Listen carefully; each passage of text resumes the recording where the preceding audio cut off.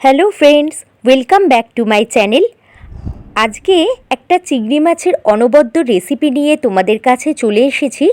যেই চিংড়ি মাছের রেসিপিটা ঘরে থাকা উপকরণ দিয়ে খুব সহজেই বানিয়ে নেওয়া যায়, আর এর জন্য আমাদের এক্সট্রা কোনো কিছুই দরকার পড়ছে না।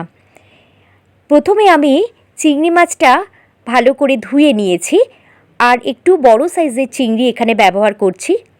চিংড়ি মাছটা কিভাবে কাটবো, পরিষ্কার করে কেটে নিতে হবে সেটা প্রথমে আমি দেখিয়ে দিচ্ছি। প্রথমে একটা কাঁচির সাহায্যে এই মাথার সামনের দিকটা কেটে নিলাম, আর লেজের এই যে একটা ছুচালো দিক থাকছে সেইটাও কেটে নিচ্ছি। আর কাঁচি দিয়ে বা বটি দিয়ে আমি চিংড়ি মাছের খোলাটাকে মাছ বরাবর, পিঠের মাছ বরাবর ভালোভাবে কেটে খুলে দেখে নিচ্ছি। আর এইখানে একটা শিরা থাকে কালো মতন, সেই শিরাটাকে হাতের সাহায্যে টেনে বার করে নিচ্ছি। এই শিরাটা কিন্তু অবশ্যই পরিষ্কার করে নিতে হবে। তারপর চিংড়ির পুরো খোলাটাকেই ভালো করে ছাড়িয়ে নেব, আর মাথার অংশর সামনের দিকটা কাঁচি দিয়ে একটু কেটে নেব। কেটে নেওয়ার পর সেফটি পিন বা ধারালো কিছু দিয়ে মাথার যে কালো ময়লাটা থাকে সেই ময়লাটাকে বার করে নেব। মাথার এই কালো ময়লাটা অবশ্যই বার করে নেবেন, আর ভেতরে যে হলুদ রঙের ঘিলুটা থাকে সেটা কিন্তু অবশ্যই রেখে দেবেন। তাতেই কিন্তু চিংড়ি মাছের আসল স্বাদটা পাওয়া যায়। তারপর চিংড়ি মাছটাকে কিন্তু ভালোভাবে আরও একবার ধুয়ে নিতে হবে। ধুয়ে নেওয়ার পরে নুন আর হলুদ আমি এখানে পরিমাণ মতন মাখিয়ে নিচ্ছি। পরিমাণ মতন নুন আর হলুদ মাখিয়ে নেওয়ার পর আধ ঘন্টা মতন ম্যারিনেশন খুব প্রয়োজন। আধ ঘন্টার মতন আমি এখানে নুন আর হলুদ মাখিয়ে ম্যারিনেট করে রেখে দিয়েছিলাম। আপনারাও চেষ্টা করবেন আধ ঘন্টা মতন এই চিংড়ি মাছটাকে নুন আর হলুদ মাখিয়ে ম্যারিনেট করার জন্য।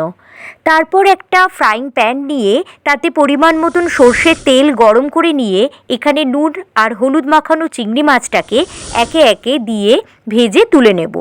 এই সময় গ্যাসের ফ্লেমটা কিন্তু মিডিয়াম টু লোতে রেখে দিতে হবে। আর চিংড়ি মাছ কিন্তু বেশিক্ষণ ধরে ভাজা যাবে না, তাহলে চিংড়ি মাছ হার্ড হয়ে যাওয়ার সম্ভাবনা থাকে। হালকা হাতে আমি এখানে চিংড়ি মাছগুলোকে উল্টে পাল্টে যতক্ষণ না লাল হয়ে আসছে ততক্ষণ ভেজে নিচ্ছি।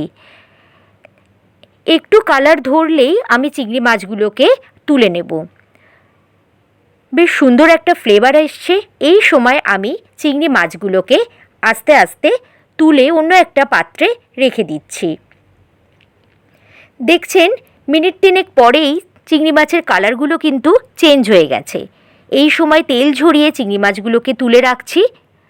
আর যে অবশিষ্ট তেলটা রয়েছে সেই তেলের সঙ্গেই আরও একটু সর্ষের তেল অ্যাড করে দিচ্ছি।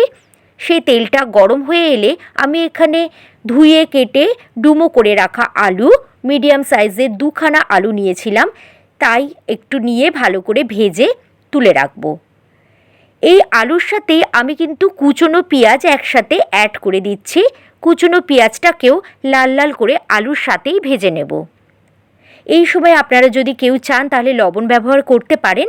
আমি আর এখানে লবণের ব্যবহার করিনি, যেহেতু মশলার সাথে লবণ দেব সেই জন্য আমি আর এখানে লবণের আলাদা করে ব্যবহার করিনি। আপনারা চাইলে অবশ্যই একটু লবণ এই সময় দিয়ে নেবেন। পেঁয়াজ আর আলুটা যখন ভাজা ভাজা হয়ে যাচ্ছে তখন আমি পেঁয়াজ আর আলুটাকেও একপাশে তুলে রেখে দিচ্ছি। এরপরে সসপ্যানে আরও একটু সর্ষের তেল অ্যাড করে দিচ্ছি, কারণ এখানে আমাকে আলাদা করে মশলাটা কষিয়ে নিতে হবে। 2 টেবিল চামচ আমি এখানে পেঁয়াজ বাটা দিয়ে দিলাম। পেঁয়াজ বাটাটা একটু লাল লাল করে ভেজে নেব যতক্ষণ না ময়েশ্চারটা চলে যাচ্ছে। ময়েশ্চারটা চলে গেলেই পেঁয়াজের কালারটা কিন্তু চেঞ্জ হয়ে আসছে। তারপরে 2 চামচ এখানে আদা রসুন বাটা অ্যাড করে দিচ্ছি।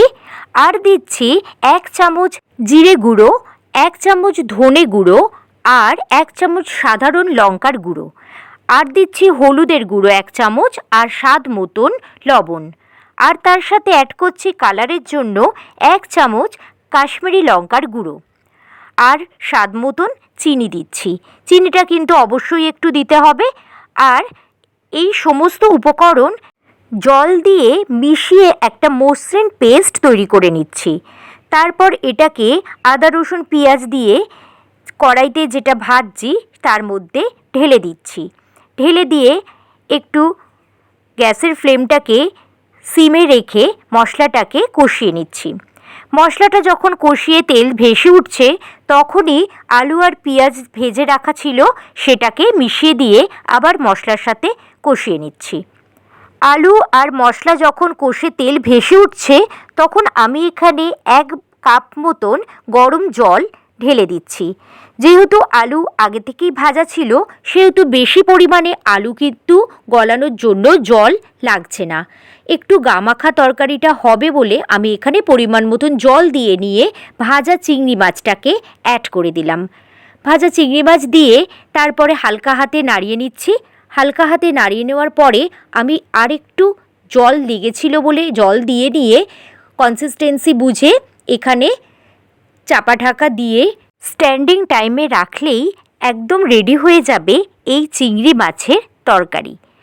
তাহলে আলু দিয়ে চিংড়ি মাছের তরকারি বা চিংড়ি মাছের আলু দিয়ে ঝাল যাই বলুন না কেন কেমন লাগলো অবশ্যই কিন্তু কমেন্ট করে জানাবেন। তাহলে আজকে এই পর্যন্তই। আবার দেখা হবে অন্য কোনো দিন অন্য কোনো রান্নায়। ততদিন আসুন আমরা সবাই মিলে ভালো থাকি। নমস্কার।